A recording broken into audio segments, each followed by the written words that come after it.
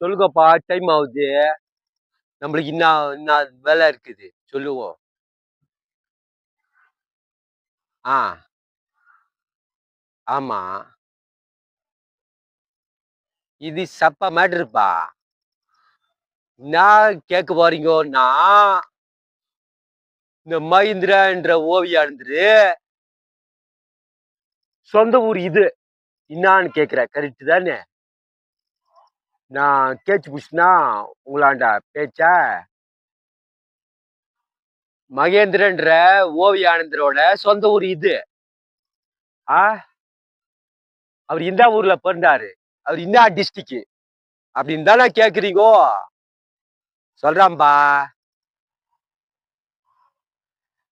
அவரு அவராண்ட நீ கேட்டின்னு வச்சுக்கோயேன், நான் சேலம் மண்ணில் பிறந்தேன்னு சொல்லுவான். கரெக்டா? சேலம் மண்ணில் பிறந்தேன்னு சொல்லுவான். அப்படிதானே சொன்னான்? ஆமா.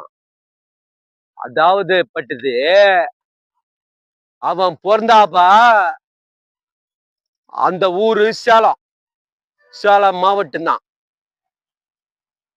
அப்பாலிக்கா அந்த சேலம் மாவட்டம் 3ஆ பிரிஞ்சிச்சு. சேலம், தர்மபுரி, நாமக்கல்.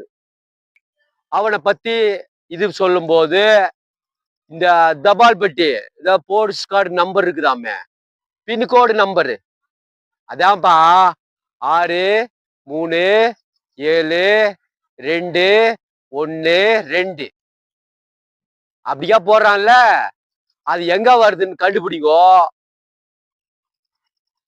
நான் கண்டுபிடிச்ச வரைக்கும் அது சேலத்துல இல்ல, சேலம் மாவட்டத்துல இல்லப்பா. இருந்தாலும் இந்த ஓவியானந்தர் எப்ப பார்த்தாலும் நான் சேலம் மண்ணில் பிறந்தவன்னு சொல்றான். ஏன்னா அவன் இப்ப பிறந்தது சேலம் மண்ணில் பிறந்தாலும் மட்ராஸ்காரன், சென்னை பட்டணக்காரன் சொல்லிக்கிறான்.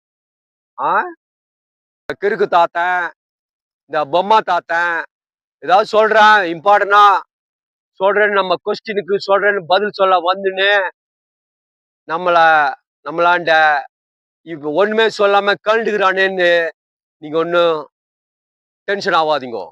பொம்மம்பட்டி 63721 போடுறான் பாத்தியா? அது எங்க இருந்து உங்களோட செல்போன்ல கண்டுக்கணுங்க. அப்பால ஈஸியா கண்டுபிடிச்சிடலாம் அவன் எந்த ஊரு, அவன் சொந்த ஊர் என்ன அப்படின்றது. என்ன நான் சொன்னது கரெக்டா?